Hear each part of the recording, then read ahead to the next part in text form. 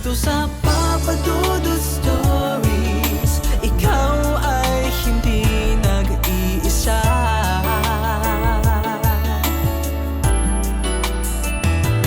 Dito sa Papa Dudut Stories, may nagmamahal sa'yo. Papa Dudut Stories,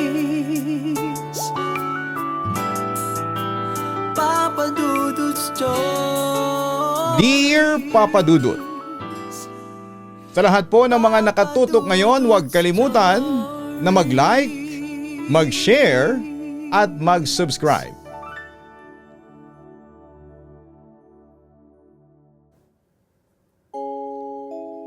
Dear Papa Dudut, ako po si Francois. Kung titingnan mo ako, medyo nakakalito ang itsura ko. May matangos na ilong na nakuha ko sa tatay kong Pranses, pero ang kulay ng balat ko at ang hugis ng mga mata ko galing sa nanay ko na isang purong Ifugao, isang Pinoy. Lumaki ako sa Paris sa isang apartment na tanaw ang mga sementadong kalsada at mga lumang gusali. Doon ang buhay ko ay umiikot sa pag-aaral, sa panonood ng mga sining at sa pag-inom ng kape sa mga gilid ng daan habang nagbabasa ng mga libro. Katatapos ko lang sa universidad sa kursong filmmaking at tulad ng maraming kabataan, naghahanap ako ng sarili kong boses at direksyon sa buhay. Pero sa kabila ng pagiging Parisian ko, lumaki ako na may dalawang magkaibang mundo. Sa gabi, imbis na mga kwentong Pranses ang itulog ko, ikinikwento sa akin ni Mama ang tungkol sa Pilipinas, partikular na ang kabundukan ng Banawe. Palagi niyang sinasabi na ang mga bundok doon ay parang mga hagdan patungo sa langit, na ang bawat puno ay may espiritu at ang bawat kwentong bayan ay may dalang katotohanan. Doon nagumpisa ang hilig ko sa mga misteryo, sa mga kwentong may suspense at sa mga alamat na unti-unti nang nakakalimutan ng modernong mundo. Bago ang biyaheng ito, simple lang ang buhay ko. Isang tahimik na manunulat at direktor na naghahanap ng malaking break nang makakuha kami ng grant ni Nico at Amelie para sa isang documentary project. Alam kong ito na ang pagkakataon ko. Gusto kong patunayan ng sarili ko. At higit sa lahat ay gusto kong makita ang lupang pinagmulan ng aking ina. Ang alam ko lang noon, isang simpleng kultural na paglalakbay ang pinapasok ko. Isang pakikipagsapalaran ng tatlong magkakaibigan na may hawak na kamera at sound recorder. Hindi ko alam ang tahimik at komportableng buhay na meron ako sa Paris ay tuluyang magbabago sa oras na umapak ako, Papa Dudut, sa lupain ng aking mga ninuno. Samantalang plano lang talaga namin noong una ay isang simpleng bakasyon na may kasamang trabaho, isang buwan sa Pilipinas, 2 linggo sa Maynila para mag-adjust sa jet lag at 2 linggo sa Ifugao para sa aktwal na shoot. Pero habang papalapit kami sa kabundukan ay unti-unting nawawala ang pakiramdam na bakasyon lamang ito. Ang init ng Maynila ay napalitan ng malamig at tila may ibinubulong na hangin. Habang umaakyat ang aming nirentahang Pajero sa palikulikong daan patungo sa Banawe, dito na nagiba ang takbo ng lahat. Bro, seryoso ka ba rito? Walang signal, umuulan, tapos feeling ko ay sinusundan tayo ng mga puno. Sabi ni Nico habang nakakapit ng mahigpit sa manibela ng lumang Pajero niya. Medyo nanginginig ang boses niya at paulit-ulit niyang pinupunasan ng salamin sa tapat niya dahil nagmo-moist sa sobrang lamig sa labas. Natawa ako ng bahagya, bagamat may kaunting kaba na rin sa dibdib ko. Huwag kang matakot, Nico, sabi ng mama ko. Normal lang ang fog dito sa Banawe pagpasok ng hapon. Parang tinatakpan lang ng bundok ang sarili niya. Sinubukan kong pagaanin ang loob niya pero sa totoo lang ay kahit ako ay nagugulat sa bilis ng pagdilim ng paligid. Ang makapal na hamog ay tila mga buhay na kamay na dahan-dahang bumabalot sa matatayog na puno ng pino. Kanina lang, bago kami lumagpas sa huling arko ng bayan, nakikita ko pa ang mga sikat na rice terraces. Ngayon, puti na lamang ang paligid. Para kami nagmamaneho sa gitna ng ulap na walang katapusan. Normal? Francois, kanina pa tayong lagpas sa sementadong daan. Sabi ng driver na nagbaba sa atin sa bayan, wag na raw tayong tutuloy sa Mount Amuyaw kapag ganitong oras. May masamang hangin daw na bumababa kapag umuulan. Hirit naman ni Amelie mula sa backseat. Hawak niya ang kanyang tablet at sinusubukang i-refresh ang offline map na ginawa niya bago kami umakyat. Naririnig ko ang mabilis na pagpindot niya sa screen. Senyales na naiirita na siya sa bagal ng teknolohiya sa gitna ng gubat. Guys, nandito na tayo para sa kultura at kwentong bayan ng mga Ifugao. Paalala ko sa kanila habang lumilingon ako sa likod para tignan si Amelie. Hindi ba't nakuha natin ang grant na ito dahil nangako tayong i-record ang mga natatanging kwento na nawawala na sa modernong panahon?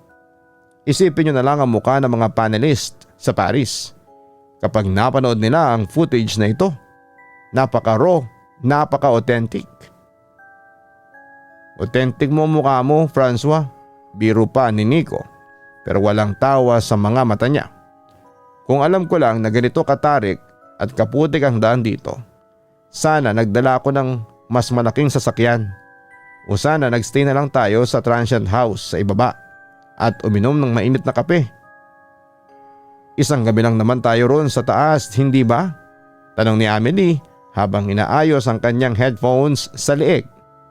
Sabi mo may kontak ka roon sa tutuluyan natin. Oo, yung kakilala ni Mama na nag-aalaga ng lumang kubo ng pamilya namin. Sabi niya iligtas doon at maraming matatanda sa area na pwedeng kapanayamin tungkol sa mga lumang ritual. Sagot ko kahit na sa loob-loob ko ay medyo nagdududa na rin ako kung tama pa ba ang dinaraanan namin. Biglang dumaing ang makina ng sasakyan. Isang malakas na busina ang narinig namin mula sa unahan. Umubo ang pajero ng 3 beses bago tuluyang namatay ang makina. Kasabay nito ang biglang pagbuhos ng napakalakas na ulan na parang may nagbuhos ng isang timbang tubig na direkta sa windshield namin. Shucks, sinasabi ko na nga ba? Sigaw ni Nico sabay hampas sa manibela. Sinubukan niyang i-start muli ang kotse. Pinalo niya ang susi, tinapakan ng gas pero ang tanging maririnig lang ay ang mahinang tunog ng basang spark plug. Walang nangyari. Papadudot na lubog kami sa ganap ng kadiliman. Maliban sa mahinang pulang ilaw mula sa dashboard na unti-unti ring namamatay. Sa labas ang tunog ng ulan sa bubong ng sasakyan ang napakalakas na maririnig. Parang milyong-milyong maliliit na daliri o kuko na gustong pumasok sa loob at binabasag ang bubong. Anong gagawin natin ngayon? Tanong ni Amelie. Ramdam ko ang panginginig sa boses niya. At narinig ko ang kalawang ng mga equipment na tinatabi niya sa gilid. Para may mayakap siyang bag. Francois, gabi na at ang lamig, sobrang lamig. Totoo ang sinabi ni Amelie. Sa loob ng 5 minuto matapos mamatay ang makina, ang aircon na malamig kanina ay napalitan ng isang uri ng ginaw na pumapasok na hanggang sa buto. Ang sarili naming hininga ay nagiiwan na ng usok sa loob ng kotse. Tinignan ko ang oras sa cellphone. 5:45 PM pa lamang pero dahil sa kapal ng ulap at hamog ay mukha ng 10:00 ng gabi. Walang kahit isang bituin sa langit, walang buwan. Purong kadiliman lang na parang tinakpan kami ng isang malaking itim na tela. Sinubukan kong buksan ng kaunti ang pintuan ng sasakyan para tignan kung may dadaan bang ibang sasakyan o kung may ilaw sa malapit. Pero bago ko pa man maibaba ng tuluyan ang salamin ay sinalubong ako ng isang kakaibang amoy. Kakaibang simoy din ng hangin. May kasama itong amoy na hindi ko inaasahan sa gitna ng malinis na kagubatan. Amoy kalawang at amoy sunog na buhok na hinaluan ng basang lupa. Amoy bakal ba rito o guni-guni ko lang? Tanong ko sa kanila habang sumisinghot at pilit na tinutukoy kung saan ang gagaling ang amoy. Hindi ko alam, Francois. Ang alam ko lang, gusto ko nang bumalik sa hotel sa bayan. Sagot ni Nico habang kinukuha ang kanyang malaking tactical flashlight mula sa compartment. Binuksan niya ito at ang matalim na puting ilaw ay bumagsak sa kadiliman ng labas. Iniharap niya ang ilaw sa unahan ng daanan. Teka, tingnan niyo yun, no? Bulong ni Nico. Sumunod ang tingin namin ni Amelie sa direksyong tinuturo ng flashlight niya. Sa pagitan papadudot ng dalawang naglalakihang puno ng pino na tila mga higanting bantay ay may anino ng isang tradisyonal na bahay Ifugao. Nakapatong ito sa apat na matitibay na poste na gawa sa kahoy. May bubong na gawa sa makapal na kugon grass. May manipis na usok na lumalabas mula sa gilid ng bubong nito. At sa ilalim ng mismong bahay ay may mahinang pulang liwanag na sumasayaw. Parang nagmumula sa isang malaking nagbabagang apoy ng urnuhan. Mukhang may tao dyan ah. May ilaw oh, sabi ni Nico. At kahit takot siya ay nakikita ko na nabuhayan siya ng loob dahil sa pag-asang may makakatulong sa sasakyan natin. Sige, puntahan natin. Kaysa mamatay tayo sa ginaw dito sa loob ng sasakyan. Sabi ko. Kinuha namin ang aming mga kapote, binitbit ang tripod at ilang mga mahalagang gamit sa pagre-record para hindi mabasa. Binuksan ko ang pintuan ng sasakyan at ang putik sa labas ay agad na lumubog sa aking sapatos hanggang sa bukong-bukong habang naglalakad kami patungo sa kubo. Naramdaman ko ang kakaibang bigat sa hangin. Hindi namin alam. Sa pag-iwan namin sa loob ng van namin, iniwan na rin namin ang huling ligtas na lugar sa bundok na yon. Samantala papadudot habang naglalakad kami sa maputik na daanan, lalong tumitindi ang amoy ng kalawang at uling. May maririnig din kaming kakaibang tunog na nanggaling sa direksyon ng kubo. Tunog ng bakal na pinupukpok. Sa gitna ng kagubatan sa ganitong oras at panahon, may nagtatrabaho pa ring panday. Sino namang siraulo ang magpapanday sa gitna ng bagyo? Bulong ni Nico habang tinatanglawan ang daan gamit ang flashlight niya. Ang boses niya ay nanginginig at hindi lang dahil sa lamig kundi dahil na rin sa takot. Baka isang lokal na artisan, sagot ni Amelie. Sinusubukang pagaanin ang sitwasyon pero kitang-kita sa mukha niya ang kaba. Alam niyo naman sa research ko, sikat ang mga Ifugao sa paggawa ng kagamitang bakal, bolo at sibat. Baka may hinahabol na order para sa palengke bukas. Nang makarating kami sa tapat ng kubo, napansin ko kaagad na kakaiba ang laki nito. Mas mataas at mas malawak ito kaysa sa mga karaniwang fail na nakita ko sa mga litrato o sa mga dinalaw naming museo. Sa ilalim ng kubo, yung bukas na espasyo sa pagitan ng apat na malalaking poste. May isang pagawaan o smithy. May malaking hornuhan noon kung saan ay nagbabaga ang mga uling at sa tapat nito ay nakatayo ang isang lalaki. Nakatalikod siya sa amin. Napakalaki ng kanyang pangangatawan. Marahil ay nasa 7 talampakan ng taas. Kaya halos umabot na ang ulo niya sa sahig ng bahay sa itaas. Ang kanyang buhok ay mahaba, madungis at abot hanggang sa kanyang bewang. Ang pinagtataka namin ay ang kanyang balat. Kulay abo ito na madilim, makapal at tila puno ng mga patigas na sugat o tila balat ng buwaya.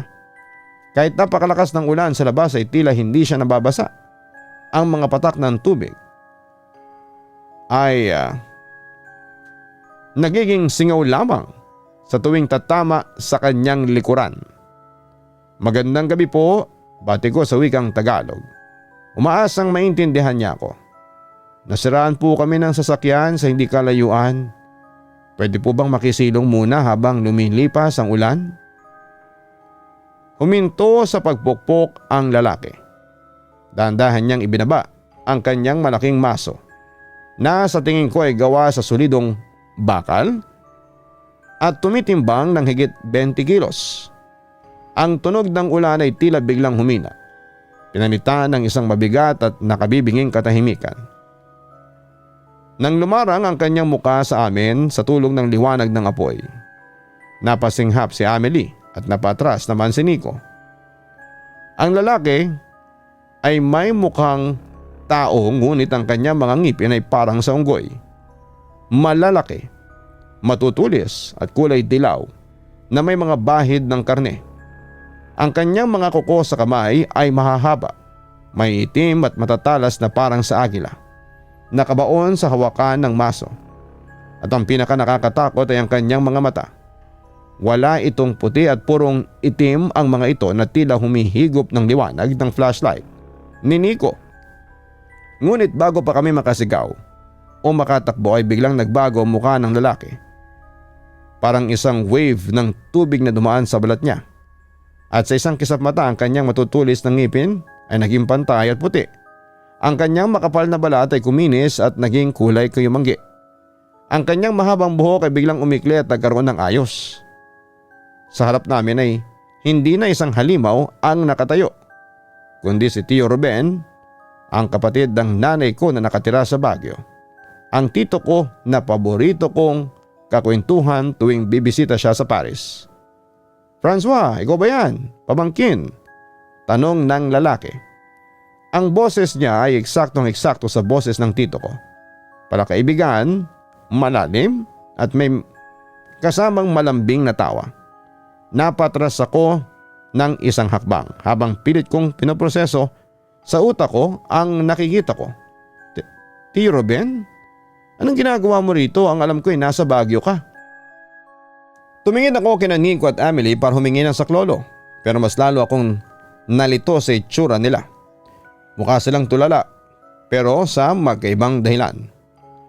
"Francois, sinong Tio Ruben?" bulong ni Nico sa akin habang nanginginig ang kamay na nakahawak sa flashlight. Ang nakikita ko ay ang tatay ko, Francois. Ang tatay ko na namatay 5 taon na ang nakakaraan sa stroke. Siya yan pre, yung mukha niya, yung suot niyang jacket. "Anong pinagsasasabi ninyo?" Singit ni Amelie na ngayon ay umiiyak na sa takot habang nakapikit at nakakapit din sa braso niya. "Hindi niyo ba nakikita si Mark yan? Ang ex-boyfriend ko na nawala rito sa Mount Amuyaw noong nakaraang taon. Siya yung hinahanap ko kaya ako sumama sa project na to, Francois. Siya yan. Suot niya pa rin yung higaw niya." Napako ako sa aking kinakatayuan, Papa Dudut. Tumingin ako muli sa lalaki sa aking mga mata. Si Tio Ruben ang nakangiti at kumakaway sa akin. Pero para kay Nico ang tatay niya ang nandun. At para naman kay Amelie ang nawawalang kasintahan niya. Doon ko na-realize na ang nakatayo sa harapan namin ay hindi isang tao. Isang ilusyon ang kaharap namin. Isang bitag na nakadesenyo para sa kung ano ang laman ng aming mga isipan. "Tuloy kayo, huwag kayong matakot sa ulan. Basang-basa na kayo, baka magkasakit kayo dyan," sabi ng nilalang habang naglalakad palabas mula sa gilid ng hurunuhan. Sa pandinig ko ay boses pa rin po ito ni Tio Ruben. Eksaktong-eksakto ang tono. Pati ang paraan ng pagbuka ng bibig niya at ang maliit na nunal sa tabi ng ilong niya na nakasanayan kong makita. Lumapit siya sa amin ng dahan-dahan. Bitbit ang isang piraso ng bagong panday na bakal na nagbabaga pa sa pulang liwanag. Ang bawat takbang niya ay tila nagpapayanig sa maputik na lupa. Kahit nang itsura niya sa aking mga mata ay isang ordinaryong tao lamang na nakasuot ng simpleng t-shirt at maong. may mabigat na aura sa paligid niya na pumupuno sa hangin. Francois, umalis na tayo dito. Nakikiusap ako sa iyo. Bulong pa ni Amelie. Ramdam ko ang panginginig ng buong katawan niya habang hinihila niya ng pilit ang laylayan ng aking kapote. Hindi yan si Mark. Ibig kong sabihin mukha siyang si Mark. Boses niya si Mark pero iba ang pakiramdam ko. May mali na sa lugar na ito, Francois. May mali sa kanya. Pero saan tayo pupunta, sa labas sa gitna ng bagyo at kadiliman? Sagot ko sa kanya. Pabulong din habang hindi ko inaalis ang tingin sa lalaki. Gulong-gulong ang utak ko. Ang aking mga mata ay nakikita si Tio Ruben. Ang aking puso ay gustong maniwala na ligtas ako dahil narito ang pamilya ko, pero ang instinct na nakuha ko mula sa mga kwento ng aking ina noong bata pa ako sa Paris ay sumisigaw naman ang panganib.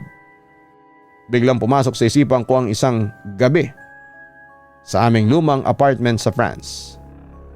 Umupo ako sa kandungan ni Mama habang umuulan sa labas at ikinuwento niya sa akin ang tungkol sa isang halimaw mula sa mitolohiyang Ifugao. Isang higanteng panday na kumakain ng tao. Isang nilalang na kayang magbago ng anyo upang maging kamukha ng iyong mga kamag-anak, kaibigan o sinumang pinakamalapit sa puso mo para lamang makuha ang iyong tiwala. Kapag nakuha na niya ang loob mo at pumasok ka na sa teritoryo niya, doon ka na niya lalamunin. Salamat po Tiyo, ibig kong sabihin ay salamat po, pero baka mas mabuting maghintay na lamang kami doon sa sasakyan namin. Baka dumating din yung mekaniko na tinawagan namin sa bayan. Malakas kong sabi. Sinubukan kong panatilihing kalmado at normal ang aking boses. Kahit na pakiramdam ko ay matutunaw na ako sa kaba. Ang mukha ng nilalang na mukhang si Tio Ruben para sa akin ay biglang seryosong tumingin. Ang kanyang mga mata na sandaling naging mukhang normal ay kumislap ng purong itim sa ilalim ng liwanag ng apoy. Parang may kung anong screen na nasira sa harapan ko, Papa Dudut. Francois, hindi mo ba ako pagkakatiwalaan? Ako ang tito mo. Ako ito si Tio Ruben. May mainit na sabaw sa itaas ng kubo, sapat para sa inyong tatlo. Halika na, pumasok na kayo. Ang sabi niya at ang boses niya ay nagkaroon ng kaunting diin, tila nag-uutos. Habang nagsasalita siya ay napansin ko ang isang nakakapangilabot na detalye. Ang kanyang kanang kamay na nakababa sa gilid ay hindi na kamay ng tito ko. Ang mga kuko niya ay dahan-dahang umahaba. Nagiging maitim at matutulis.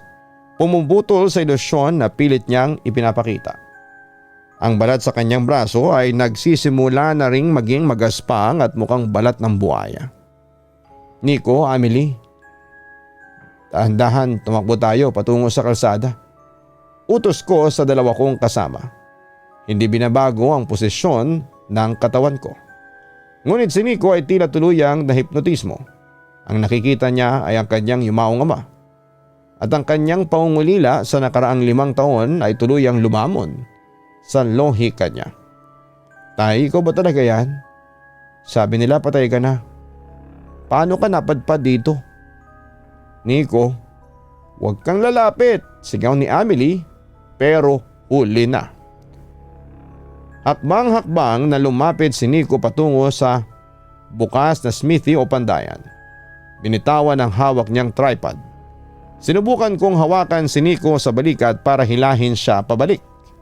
Pero sa 1 segundo lang, ang nilalang ay gumawa ng isang napakabilis na galaw na hindi kayang gawin ng isang normal na tao. Ang kamay ng halimaw na sa paningin ni Nico ay kamay ng kanyang mapagmahal na ama ay biglang isang malaking kuko na may makapal at matigas na balat. Isang malakas na sampal ang tumama sa dibdib ni Nico. Sa lakas noon ay tumalsik si Nico sa maputik na lupa. May ilang metro ang layo mula sa amin. Ang kanyang flashlight ay nabitawan niya at gumulong sa putikan. Nagbibigay ng kakaiba at gumagalaw na anggulo ng ilaw na nagbunyag sa totoong anyo ng halimaw sa loob ng isang maikling segundo. Isang 7 talampakang higante. May matutulis na ngipin ng unggoy na puno ng laway at may mahabang buhok na sumasayaw sa hangin habang humihiyaw ito. "Takbo, Amelie! Tumakbo ka na!" sigaw ko habang hinihila ko siya patalikod. Papa Dudut, hindi na kami nag-isipan ni Amelie. Sa sobrang takot ko ay parang lumipad ang kaluluwa ko sa katawan ko. Pero gumana pa rin ang utak ko para hawakan ang braso niya at hilahin siya pabalik sa direksyon ng kalsada. Kumaripas kami ng takbo sa gitna ng madilim at basang gubat. Rinig na rinig ko sa likod namin ang isang nakakapangilabot na ungol. Hindi po ito ungol ng hayop na tulad ng aso o baboy damo. Isa itong malalim, paos at gutom na tunog ng isang lalaki na pinaghalong galit at pananabik. Parang tunog ng taong nasasabik na makakain pagkatapos ng mahabang panahon. "Nico, Francois! Iniwan natin si Nico doon!" Umiiyak na sigaw ni Amelie habang halos madapa siya sa maputik at madulas na talampas. Ang kapote niya ay sumasabit sa mga sanga. At bawat hila niya ay may tunog na napupunit na tela. Wala na tayong magagawa para sa kanya ngayon. Kung babalikan natin siya, 3 tayong mamamatay dito. Kailangan nating iligtas ang sarili natin, sigaw ko. Sumigaw ako sa kanya habang hinihingal. Kahit na sa loob-loob ko ay nadudurog ang puso ko sa takot at guilt. Si Nico ang pinakamatalik kong kaibigan sa project na ito, pero ang imahe ng 7 talampakang halimaw na sumampal sa kanya ay nakatatak pa rin sa utak ko. Kung babalik kami, hapunan lang ang bagsak namin doon. Narinig namin ang tunog ng mabibigat na yabag sa likod namin. Ang bawat takbang ng inlabot ay tila nagpapakalog sa mga puno ng pino at sa lupang inaapakan namin. Mas mabilis siya sa amin kahit na napakalaki ng katawan niya. Ang makapal at matigas niyang balat ay walang pakialam sa mga madidikit at matutulis na sanga o mga tinik na sumusugat sa muka at kamay namin habang tumatakbo kami ng walang direksyon. Naririnig ko ang pagkabali ng mga malalaking sanga sa likuran namin, hudyat na dumadaan lamang siya ng diretsyo sa mga harang at tila sumasagasa ng kahit na ano. "Francois, dito! Dito kayo!" sigaw ng isang boses mula sa unahan, sa medyo kaliwang bahagi ng masukal na daanan. Tinapat ko ang aking headlight na nakakabit sa aking ulo sa direksyon kung saan nanggagaling ang boses. Doon nakatayo sa tabi ng isang malaking bato na natatakpan ng lumot ay si Nico. Ligtas siya at walang kapinsalaan at pasiglang kumakaway sa amin na parang walang nangyari kanina. "Nico, paano ka? Paano ka nakarating dyan ng mas mabilis sa amin?" Tanong ko at huminto ako sa pagtakbo. Hawak-hawak ang tuhod ko habang humihingal ng malalim. Ang dibdib ko ay parang sasabog na sa pagod. "May shortcut dito sa gilid, dali! Sumunod kayo sa akin, may kuweba rito sa likod ng bato na pwede nating taguan. Hindi tayo makikita ng halimaw doon," ang sabi pa ni Nico. Mukha siyang kalmado, masyadong kalmado para sa isang taong kakasampalang ng isang higante at tumalsik sa putikan nilang minuto lang ang nakakaraan. Walang bakas ng putik sa mukha niya at ang suot niyang jacket ay tuyong-tuyo kahit na napakalakas pa rin ang ulan. Hahakbang na sana si Amelie patungo sa kanya. Akmang tatakbo para yakapin si Nico sa sobrang relief nang bigla ko mapansin ang isang kakaibang detalye. Ang puting ilaw ng headlight ko ay tumama ng direkta sa kanyang mga kamay habang kumakaway siya. Ang kanyang mga daliri ay hindi na daliri ng tao. Ang mga kuko niya ay mahahaba, may itim at may bahid ng sariwang dugo na pumatak sa putikan. At ang amoy, ang matinding amoy ng kalawang at sunog na buhok na naramdaman ko kanina sa kubo ay mas matindi at mas masangsang rito sa tapat niya ngayon. Ang hangin sa paligid ni Nico na ito ay amoy bulok. "Amelie, wag! Huwag kang lalapit sa kanya." Buong lakas kong hila sa braso ni Amelie pabalik sa tabi ko. "Bakit, Francois? Si Nico yan. Kailangan nating magtago. naiiyak at naguguluhang sabi pa ni Amelie. Pilit pa rin kumakalas sa hawak ko. Tingnan mo ang mga kamay niya, Amelie. Tingnan mo ang mukha niya. Sigaw ko habang itinututok ko ang headlight ko ng diretsyo sa mukha ng nakatayo sa harapan namin. Sa sandaling ma-realize ni Amelie na kakaiba ang nakikita niya. Ang Nico sa harapan namin ay dahan-dahang ngumiti. Ang kanyang bibig ay bumuka ng malawak at higit sa normal na kakayahan ng panga ng tao. Hanggang sa mapunit ng kaunti ang gilid ng kanyang mga labi. Ipinapakita niya mga matutulis at may itim na ngipin ng unggoy na puno ng manapot na laway. Matalino ka talaga, Francois. Parang ang nanay mo noong kabataan niya. Sabi ng nilalang gamit ang boses ni Nico. Bago ito biglang sumunggab patungo sa amin na parang isang gutom na hayop. Samantala, huling segundo na lamang nang hilahin ko si Amelie pababa sa putikan. Kung hindi ko nagawa yun ay baka pugot na ang ulo naming dalawa. Ang halimaw ay lumipad sa ibabaw namin. Literal na lumipad sa bilis ng kanyang talon. At ang kanyang mga kuko ay sumayad sa hangin. Ramdam ko pa ang hangin na dumaan sa ibabaw ng buhok ko. Bumagsak siya ng napakalakas sa malaking bato na nasa likuran namin na nagdulot ng malakas na tunog ng pagkabali ng mga sanga at pagkabiyak ng lupa. Dito sa bangin, pasok! Sigaw ko kay Amelie habang itinuturo ko ang isang maliit na siwang sa gilid ng bundok. Mukha itong natural na kuweba. Isang maliit na bitak sa bato na natatakpan ng mga baging. Napakakipot ng pintuan nito. Sapat lang para sa isang normal na tao. Kaya naisip ko na tiyak na magiging mahirap para sa isang 7 talampakang higante ang pumasok doon. Gumapang kami ni Amelie sa basang putik.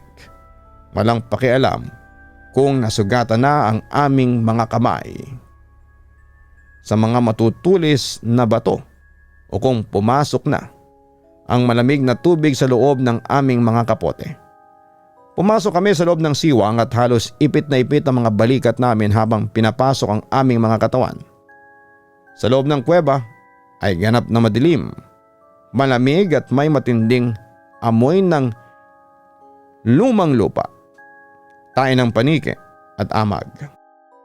Ang siwang ay may lapad lamang na 1 metro sa pasukan at habang papasok ka ay medyo lumuluwag ng kaunti. Pero ang pinto talaga nito ay napakaliit. Ligtas kami rito o yun man lang ang akala ko. Pagkapasok namin bago pa man kami makatayo ng maayos. Isang malaking kamay na may makapal na kulay abo at magaspang na balat ang biglang sumingit sa siwang ng pintuan. Ang mahaba at may itim nitong kuko ay nagsimulang mangapa sa dilim. Napasigaw ako habang buong lakas kong tinutulak ang aking binti pabilik sa pinakamadilim na sulok ng kuweba. Ang mga kuko ng inlabot ay pumatak at kumalmot sa pader ng bato. Nag-iiwan ng malalalim na gasgas na parang ginawa ng isang pait ng panday. Ang tunog ng kanyang mga kuko sa bato ay napakatulis sa pandinig na parang nangingilo ang buong ngipin ko. Hindi kayo makakalis dito, Francois, Amelie. Ang boses na nanggaling sa labas ay biglang nagbagong muli. Hindi na ito boses ni Nico. Ngayon ay boses na ito ng aking nanay. Eksaktong-eksakto ang tono, ang accent na may halong Ifugao at Pranses kapag nagtatagalog siya. Francois, anak, lumabas ka dyan. Ang lamig-lamig dito sa labas. Natatakot si mama. Tulungan mo si mama, anak. Napatakip ako sa aking mga tenga gamit ang 2 kong kamay. Ramdam ko ang pag-init ng mga mata ko. Ang marinig ang boses ng nanay mo na alam mong nasa ligtas na bahay sa Paris at payapang natutulog na ginagamit ng isang man-eater monster sa gitna ng gubat ng Ifugao. Isa itong uri ng psikolohikal na nagpapahirap sa akin na hindi ko akalaing mararanasan ko sa buong buhay ko. Gusto kong sumigaw, gusto kong maniwala na si mama ngayon, pero alam kong kapag lumabas ako, kamatayan na naghihintay sa akin. Huwag kang makinig sa kanya, Francois. Ipikit mo ang mata mo. Huwag kang makinig, bulong ni Amelie. Yakap-yakap niya ang kanyang sarili sa pinakasulok ng kuweba.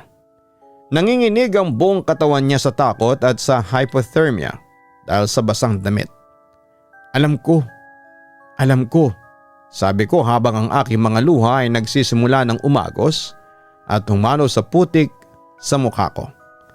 Nang mapansin ng halimaw na hindi kami nalilinlang ng boses ng aking ina ay nagbago ang diskarte niya. Nagsimula siyang humampas sa pader na bato sa labas ng kuweba gamit ang kanyang malaking maso o ang kanyang mga kamao.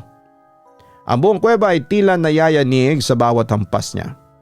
Ang mga maliliit na bato at alikabok ay nagsimulang mahulog mula sa kisame ng kuweba. Pumupunta sa aming mga mata at buhok. Pakiramdam ko ay guguho ang buong bundok sa ibabaw namin at maililibing kami ng buhay dito sa loob. Kung hindi kayo lalabas dyan, gigibayin ko ang bundok na ito at dito na kayo lalamunin sa loob. Sigaw pa ng halimaw. Ngayon ay hindi na lang isang boses ang ginagamit niya. Gumagawa siya ng isang nakakapanlumong koro. Pinaghalong boses ni Nico, Tio Ruben, ni Amelie at ng aking nanay na sabay-sabay na nagsasalita at sumisigaw sa labas. Para kaming pinapaligiran ng mga multo ng lahat ng taong mahalaga sa amin. Nilibot ko ang paningin ko sa loob ng kuweba gamit ang natitirang mahinang baterya ng aking headlight. Masikip ang paligid, puro bato ang pader at walang ibang daan palabas o lagusan sa likod. Bitag na bitag kami. At ang pinto ng kuweba ay unti-unting lumalaki dahil sa mga hampas ng halimaw sa labas. Samantala papadudot habang patuloy ang paghampas ng inlabot sa labas. Bawat aldaban niya sa bato ay parang kulog na nagpapakalog sa utak ko. Yumayanig ang sahig ng kuweba at ang mga cracks o lamat sa may pasukan ay dahan-dahang bumubuka. Parang biskwit na dinudurog ng isang higanteng kamay ang mga harang naming bato. Konting-konti na lang kasya na ang malaking katawan niya sa loob. Francois, guguho itong kuweba, mamamatay tayo rito. Hiyaw ni Amelie habang nakasubsob ang mukha niya sa pagitan ng kanyang mga tuhod. Natatakpan na ng abo at pira-pirasong bato ang likod ng kapote niya. Hindi tayo mamamatay rito, Amelie. Mag-isip ka. Maiba pa ang paraan. Sigaw ko pabalik para marinig niya ako sa gitna ng ingay sa labas. Pilit kong pinakalma ang sarili ko kahit na ang puso ko ay parang gustong pumiglas palabas sa dibdib ko. Inikot ko ang headlight sa pinakasulok ng kuweba. Nagbabaka sakaling may makitang siwang na pwedeng gapangan pa papalayo. Pero sa dulo sa tabi ng isang basag na lumang panga ng ifugaw na natatakpan ng dumi, may nakita kong isang mahabang bagay. Lumapit ako at hinawi ang mga baging at tuyong dahon. Isang kalawanging sibat na gawa sa bakal ang nakadikit sa pader ng kuweba. Mabigat ito ng buhatin ko. Tradisyonal ang disenyo, makapal ang dulo at may mga kakaibang ukit o gatla sa mismong hawakan na hindi ko maintindihan, para mga lumang simbolo ng mga katutubong mandirigma. Amelie, tingnan mo to. Dinala ko ang sibat malapit sa kanya. Sa mga nabasa mong research tungkol sa inlabot bago tayo makyat dito, may nabanggit ba kung paano siya matatalo? May kahinaan ba ang halimaw na ito? Umatras si Amelie nang makita ang sibat.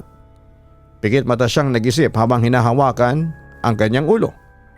Pilit niyang nilalabanan ng takot para maalala ang mga detalye sa mga lumang dokumentong nakuha niya sa universidad.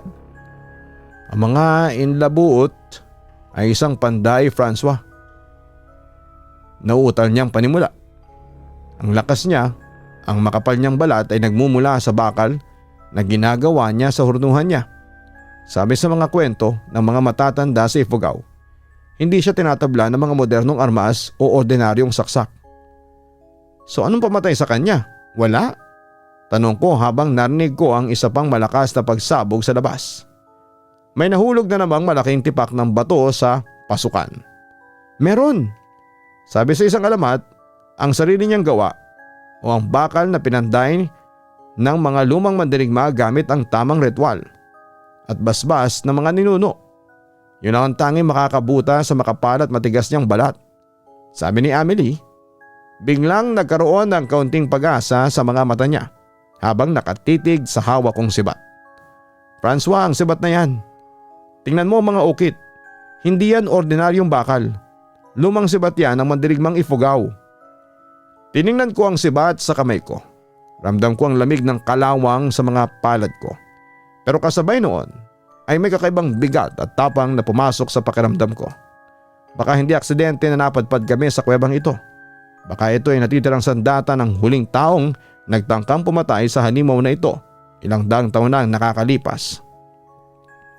Isang napakalakas na tunog ng pagkabali ng buto ang umalingaw-ngaw. Ang buong kanang bahagi ng pasukan ng kuweba ay tuluyang bumigay at gumuho. Ang usok, amoy ng uling at ang malaking mukha ng inlabut ay biglang lumitaw sa lumaking siwang. Sa malapitang distansya, mas nakakasuka ang itsura niya kesa sa mga ilusyong ipinakita niya kanina. Ang balat niya ay parang pinaghalong sunog na uling at patay na laman ng hayop na natuyo sa araw. Ang amoy ng hininga niya nang bumuga ito sa loob ng kuweba ay parang amoy ng isang buong sementeryo na nabuksan.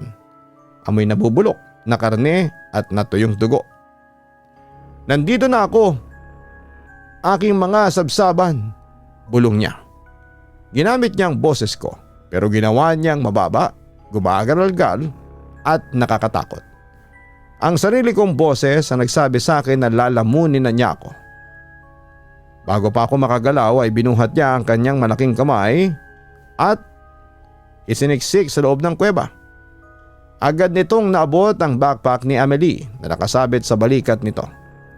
Sa isang malakas na hila ng halimaw, nakaladkad si Amelie sa sahig ng kuweba patungo sa labas. Francois, tulong! Hawakan mo ko! Hiyaw ni Amelie habang pilit niyang itinatanim ang mga sapatos niya sa lupa para hindi tuluyang mahila. Ang mga daliri niya ay kumamot sa putik pero walang kapangyarihan laban sa lakas ng higante. Wala nang oras para mag-isip o matakot. Kung hindi ko siya sasaksakin ngayon, panonoorin ko na lang siyang mamatay. Hawak ang lumang sibat gamit ang dalawa kong kamay, sumugod ako patungo sa pasukan ng kuweba. Itinutok ko ang matulis na dulo ng bakal at sinaksak ko ito ng buong lakas sa gitna ng palad ng inlabut na nakahawak sa bag ni Amelie. Parang sumasaksak ako sa isang makapal na gulong ng truck. Pero pumasok ang sibat. Isang maitim, malapot at mausok na dugo ang biglang lumabas mula sa sugat niya. Ang halimaw ay nagpalabas ng isang matinis at nakakatulig na sigaw ng sakit. Isang tunog na hindi galing sa lalamunan ng tao kundi tunog ng dalawang nagkikiskisang bakal sa tren. Sa sobrang sakit, binitawan niya ang bag ni Amelie at napatras siya ng ilang hakbang palayo sa kuweba habang hawak ang kanyang sugatang kamay. Gumagana, Francois! Gumagana ang sibat ng mga ninuno! Sigaw ni Amelie habang mabilis na gumagapang pabalik sa tabi ko. Umiiyak pero buhay. Pero papadudot akala ko noong masaksak ko ang kamay ng inlabut ay atras na siya o tatakbo na papalayo. Pero nagkamali ako. Ang sakit na nararamdaman niya ay hindi nagdulot ng takot kundi isang walang kapantay na galaw ng galit. Sa halip na lumayo, ginamit niya ang kanyang buong katawan, ang malalaki at matitigas niyang balikat upang banggain ng paulit-ulit ang natitirang harang ng kuweba. Ang buong pader ng pinto ay tuluyang gumuho sa isang malakas na pagsabog ng mga bato at lupa. Bago pa man kami makaiwas o makapagtago ni Amelie sa pinakasulok, Natangay kami ng guho. Natagpuan na lang namin ang aming mga sarili sa labas. Gumugulong sa madulas at malamig na putikan sa ilalim ng walang tigil na buhos ng ulan. Masakit ang buong katawan ko, lalo na ang kaliwang siko ko na tumatama sa matutulis na bato. Pero pinipilit kong huwag bitawan ang lumang sibat. Nakahandusay kami sa mismong tapat ng kanyang bukas na smithy o pantayan. Ang hurnuhan sa gilid ng nakikita ko ay nagbabaga pa rin ng matindi. Ang pulang liwanag ng uling ay nagbibigay ng isang impyernong itsura sa buong paligid, habang ang usok ay humahalo sa makapal na hamog ng Mount Amuyaw. Ang inlabot ay nakatayo sa harapan namin, tila isang madilim na anino na pinapaligiran ng apoy. Ang sibat na isinaksak ko kanina ay wala na sa kamay niya. Habang nakatitig ako ay nakita ko kung paano niya dahan-dahang hinila ang natitirang talim gamit ang kanyang matutulis na ngipin. Sabay dura nito sa putikan na may kasamang malapot na itim na dugo. Ang sugat sa kanyang palad ay dahan-dahang nagsasarado na. Bagamat may manipis na itim na usok na lumalabas mula sa balat niya, senyales na nasunog ang bahaging yon dahil sa kapangyarihan ng lumang bakal. Ang bakal na ng mga patay ay hindi sapat para patayin ang buhay na panday. Wika niya. Ang kanyang boses ay nanginginig sa galit. At sa pagkakataong ito ang kanyang anyo ay nagbagong muli sa isang nakakatakot na paraan. Dahan-dahang nagbago ang kanyang muka. Ang laking gulat ko nang makita ko ang sarili kong mukha sa kanya, Papa Dudut. Ngayon ay mukha na siyang isang 7 talampakang bersyon ko. Ang sarili kong mukha, ang tangos ng ilong ko, ang hugis ng mga mata ko. Pero may matutulis ng ngipin ng unggoy at purong itim na mga mata ang nakatingin sa akin ng may pang-uuyam. Ako ang iyong kinabukasan, Francois. Mananatili ka rito sa bundok kasama ko. Sabi niya gamit ang boses ko. Amelie, tumakbo ka na patungo sa sasakyan. Ngayon na! Sigaw ko habang pilit kong tinutulak ang sarili ko para makatayo mula sa putik. Subukan mo ulit i-start ang Pajero. Ako nang bahala sa isang ito. Pero Francois, hindi kita pwedeng iwan dito. Umiiyak na sagot ni Amelie habang nakaluhod pa rin at nanginginig sa takot. Gawin mo na, Amelie. Wala tayong oras. Buong lakas kong hiyaw habang pinupulot ang kalawanging sibat mula sa lupa at humaharang ako sa pagitan niya at ng halimaw. Nang makita ng inlabot ang tumatakbong si Amelie patungo sa daan, kung nasaan ang kotse, gumawa siya ng isang hakbang para habulin ito. Pero hindi ko siya hinayaan. Sumugod ako at buong lakas kong winasiwas ang sibat sa kanyang direksyon. Tumama ang dulo ng bakal sa kanyang kaliwang braso. Humiwa ito ng malalim at muling lumabas ang maitim na usok at apoy mula sa kanyang makapal na balat. Napabaling ang buong atensyon ng halimaw sa akin. Ang kanyang mga mata ay nag-aapoy sa galit. Gusto mo talagang maunang mamatay? Sige, pagbibigyan kita. Aking pamangkin. Lumingon siya sa kanyang pandayan at kinuha ang kanyang malaking maso mula sa tabi ng hurnuhan, Papa Dudut. Ang masong yon ay gawa sa solidong bakal. Napakabigat at napakalaki. Alam ko na kung tatama sa akin ang kahit isang hampas na yon, tiyak na madudurog ang aking mga buto at magiging sapal ang katawan ko. Nagsimula ang isang nakakatakot at nakakapagod na lamanaan sa paligid na nangbabagang hurnuhan. Binuhat niya ang maso at inhampas ito pababa. Mabilis akong gumulong sa putikan sa kanan. Boom! Ang hampas niya sa lupa ay lumikha ng isang malalim na hukay at nagpatalsik ng putik sa mukha ko. Umaasa lamang ako sa aking bilis at liit ng aking katawan at sa adrenaline na dumadaloy sa mga ugat ko upang makaiwas sa bawat sunod-sunod na atake. 2 beses pa siyang humampas. At bawat beses ay muntik na akong tamaan pero pakiramdam ko ay bibigay na ang katawan ko. Ang makapal na putik sa aking mga sapatos ay nagpapabigat sa bawat hakbang ko. Ang lamig ng ulan ay nagpapatigas sa aking mga kalamnan. Sa isang maling hakbang ko, sa tabi ng isang posting kahoy, nadulas ako ng tuluyan, Papa Dudut. Bumagsak ako ng nakahandusay at nabitawan ko ang sibat sa malayo. Ang inlabot na may muka ko pa rin ay dahan-dahang naglakad patungo sa akin. Tumayo siya sa ibabaw ko at tinitingnan ako na parang isang hayop na wala ng takas. Tinaas niya ang kanyang malaking maso gamit ang dalawang kamay para sa huling hampas. Natatapos na sa buhay ko. Ang kanyang nakakatakot na ngiti ay abotenga. "Paalam, Francois," sabi niya gamit muli ang boses ni Tio Ruben. Pumikit na ako, Papa Dudut, naghihintay sa bagsak ng bakal. Pero sa mismong sandaling yon, isang malakas na tunog ang umalingaw-ngaw mula sa daan sa aming likuran. Nagawa ni Amelie, nagawa niyang i-start muli ang makina ng Pajero. Kasabay ng ingay ng makina, dalawang napakalakas at matatalim na ilaw ng LED headlights ng sasakyan ang tumama ng direkta sa likod ng halimaw. At nang lumingon ito dahil sa gulat, nasilaw ng husto ang kanyang mga mata. Dahil ang inlabuot ay isang nilalang ng kadiliman na sanay lang sa dilim ng gubat at sa mahinang pulang liwanag ng kanyang uling. Ang biglang silaw ng modernong teknolohiya ay nagdulot sa kanya ng matinding sakit. Napabitaw siya sa kanyang maso na bumagsak ng may malakas na tunog sa putik. At napatakip siya sa kanyang muka gamit ang dalawa niyang malalaking braso habang umaatungal sa sakit. "Ang ilaw! Ang ilaw!" hiyaw niya gamit ang pinaghalong boses ng mga biktima niya.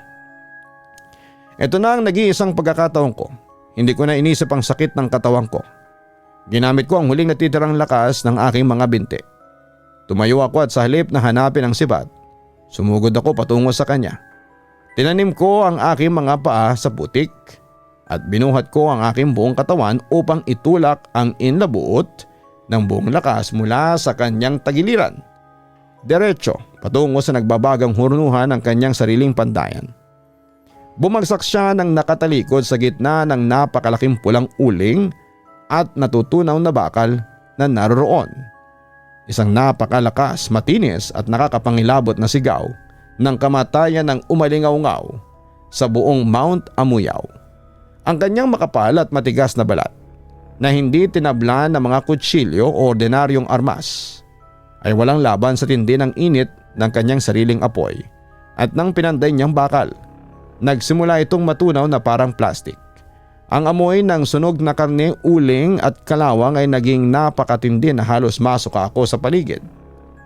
Ang halimaw ay nagpupumiglas at nagpapalipat-lipat ng anyo sa loob ng apoy habang natutunaw. Mula sa mukha ko kay Tio Ruben, kay Nico hanggang sa bumalik ito sa kanyang totoong anyo bilang isang sunog na higanting may matutulis ng ngipin bago tuluyang naging uling. Hindi ko na hinintay na makabangon pa siya kung may lakas pa siya. Tumakbo ako ng walang lingon likod patungo sa kalsada kung saan naghihintay ang Pajero. Binuksan ko ang pintuan ng passenger seat at sumakay ako habang si Amelie naman ay umiiyak habang nakakapit sa manibela. "Sige na Amelie, abante, harurot!" Sigaw ko sa kanya habang sinasarado ko ang pinto. Tinapakan ni Amelie ang gas ng sagad. Ang sasakyan ay umusad ng mabilis palayo sa lugar na yon. Iniwan ang nagliliyab na Smithy at ang huling mahinang ungal ng inlabuot na unti-unting nilalamon ng gabi. Nakarating kami sa bayan ng Banawe nang mag-aalas 3 na ng madaling araw. Diretso kami sa maliit na ospital doon.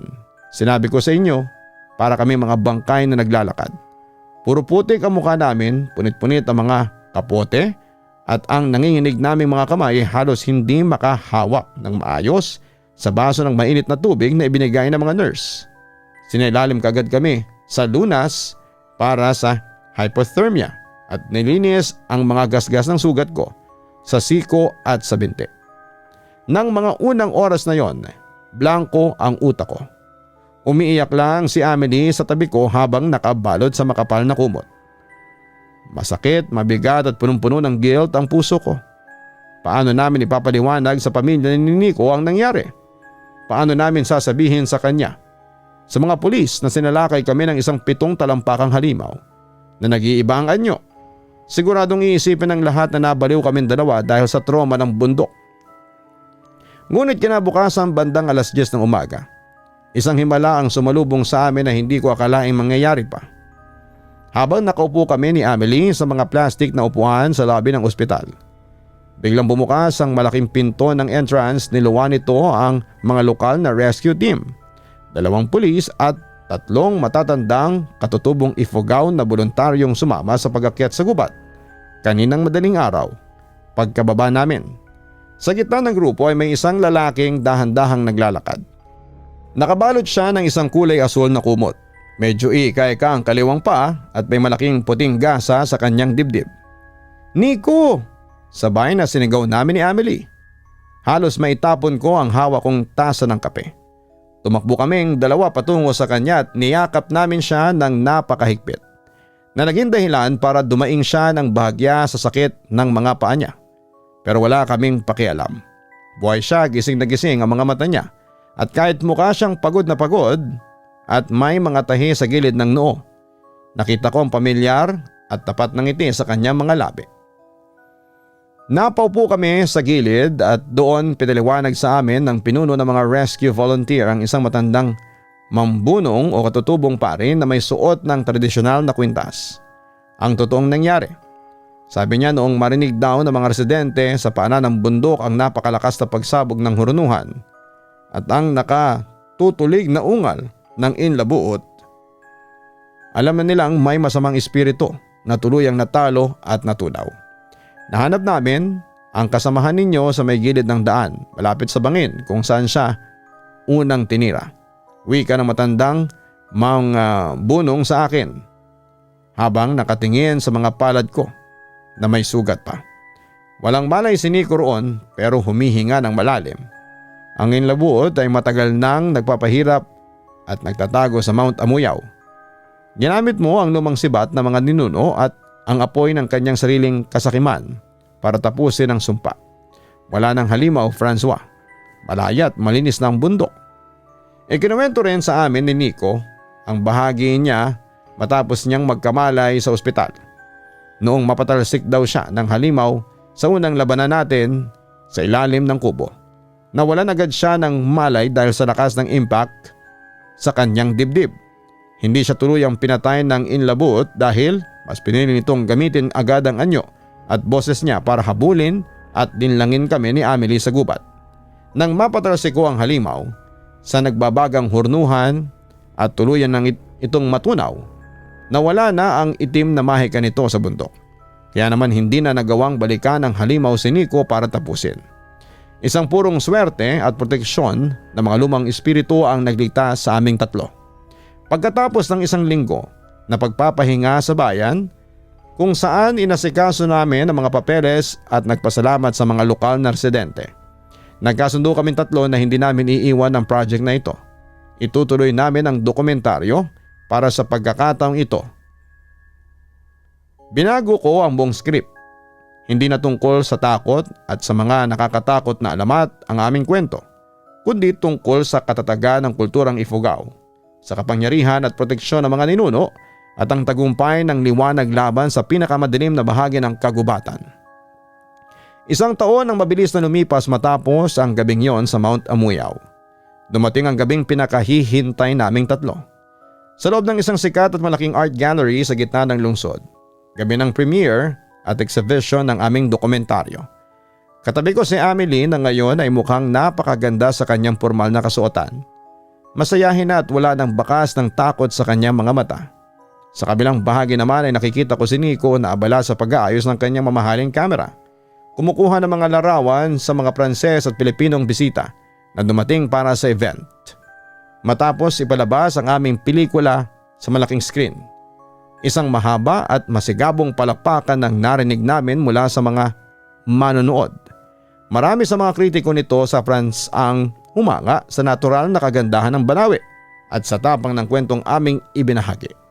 Habang hawak-hawak ko ang isang baso ng champagne at nakatayo sa tabi ng isang malaking litrato ng Banawe Rice Terraces na natatakpan ng hamog, lumapit sa akin ang aking nanay. Lumipad pa siya galing sa kabilang probinsya rito sa France para lamang panoorin ang gawa ko. Iyakap niya ako ng napakahigpit at naramdaman ko ang kaunting basang luha sa balikat ko. I'm proud of you, Francois. Alam kong protektahan ka ng mga ninuno natin doon sa Ifugao. Bulong niya sa akin sa wikang Tagalog habang hinahawakan ang mukha ko. Ngumiti ako sa kanya at tumingin ako sa labas ng malaking bintana ng gallery. Maliwanag ang mga ilaw ng Eiffel Tower. Sa hindi kalayuan, payapa ang gabi ng Paris at sa wakas ay ramdam ko ang totoong kaligtasan sa puso ko. Ang bangungot sa bundok ang naging kwento na lamang ng aking tagumpay. At handang-handa na kaming tatlo na harapin ang mas maganda at mas maliwanag na bukas. Papa Dudut, ito ang aming kwento. Alam ko na marami sa inyo ang iisipin katang-isip lamang ito. Kung ako ang tatanungin ay mas gugustuhin ko na lamang na katang-isip lamang ang lahat. Kaso hindi. Alam ko na kahit nasabihin naka-move on na ako, naroon pa rin ang trauma sa isipan ko. At alam kong maaalala ko pa rin ito hanggang buhay ako. Sa kabilang banda, last year na ipasa namin ang kwento namin sa isang TV show. Tinawagan kaagad kami ng kanilang researcher. Pagkatapos ng pag-iimbestiga, naging isa ang karanasan namin sa pagpipilian noon para sa Gabi ng Lagim movie. Bagamat hindi napili sa bandang huli, nasabihan kami na naka-line up na ang aming totoong kwento na i-feature sa susunod na episode. Yun lang po, Papa Dudut. Muli maraming salamat and God bless. Lubos na gumagalang, Francois Albert de Ocampo Fournier. Isang malaking patunay ang naging karanasan mo, Francois, ng pagbabalik sa ating pinagmulan ay hindi laging madali. Ngunit may dalang malalim na layunin sa kabila ng paglaki mo sa sementado at modernong syudad ng Paris. Ang dugong Ifugao na dumadaloy sa iyo ang siyang naging sandata mo sa oras ng matinding panganib. Kahanga-hanga kung paano mo piniling harapin ang takot at hindi tuluyang magpatalo sa mga mapanlinlang na ilusyon ng inlabuot. Ang iyong karanasan ay nagpapakita na ang kwentong bayan at alamat ng ating mga ninuno ay hindi lang basta guni-guni o pampatulog na kwento. Ang mga ito ay may bitbit na katotohanan, kasaysayan at gabay na pwedeng magligtas sa atin sa mga modernong hamon ng buhay. Ang pinakamahalagang aral ng ibabaw dito ay ang kahalagahan ng pagkilala at paggalang sa ating pagkakakilanlan at kultura. Pinapakita rito na ang paghahanap sa sariling boses ay nangangailangan minsan ng pagbaba sa ating mga pinag-ugatan. Gaano man ito kasing panganib at kasing misteryoso. Bukod dito ay napatunayan sa inyong paglalakbay na ang tunay na lakas laban sa kadiliman ay nagmumula sa pagkakaisa, tiwala sa mga kasamahan at sa talas ng isipan na huwag magpadala sa mga emosyonal na bitag. Ang halimaw na ito ay nabubuhay sa pangungulila at kahinaan ng mga tao. Ngunit ang katapangan at ang pag-alala sa totoong pagmamahal ng pamilya ang siyang tunay na bumasag sa ilusyon. Bilang payo sa iyong patuloy na paglalakbay, bilang isang filmmaker and scriptwriter, gamitin mo ang iyong karanasang ito upang bigyan pa ng malalim na boses sa mga kwentong madalas na pinagsasawalang bahala ng mundo. At huwag mong kakalimutan na ang sining mo ngayon ay may bitbit ng timbang ng katotohanan at karanasan at basbas ng iyong mga ninuno. Magpatuloy ka sa paglikha ng mga may tapang at palaging may tiwala na mga likha. Gamit ang iyong instinct dahil ang dugong nananalaytay sa iyo ay may sapat na lakas para harapin ang anumang dilim nasa kagubatan ka man ng Ifugao o sa ilalim ng mga ilaw ng Paris.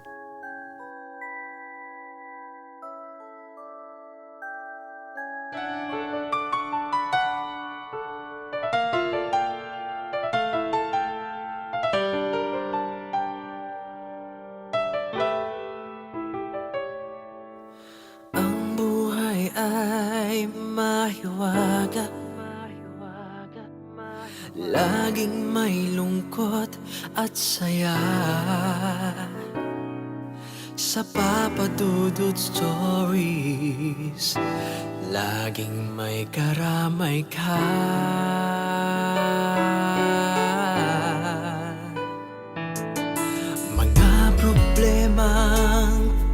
mabigat.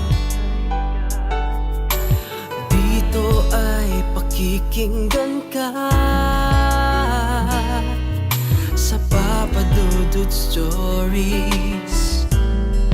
Kami ay iyong kasama. Dito sa Papa Dudut Stories, ikaw ay hindi nag-iisa.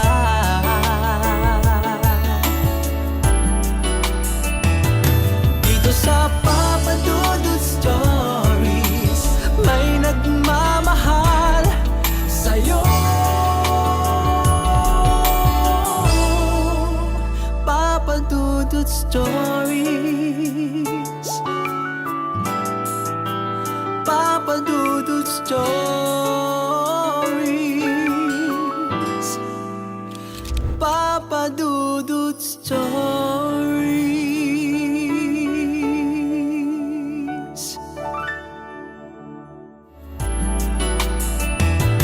Dito sa Papa Dudut Stories, may nagmamahal sa'yo. Papa Dudut Stories, Papa Dudut Stories. Hello mga ka-online, si Papa Dudut po ito. Nag-enjoy ka ba sa ating kwento ngayong araw? Huwag kalimutan na i-share, mag-like at mag-subscribe. Maraming salamat po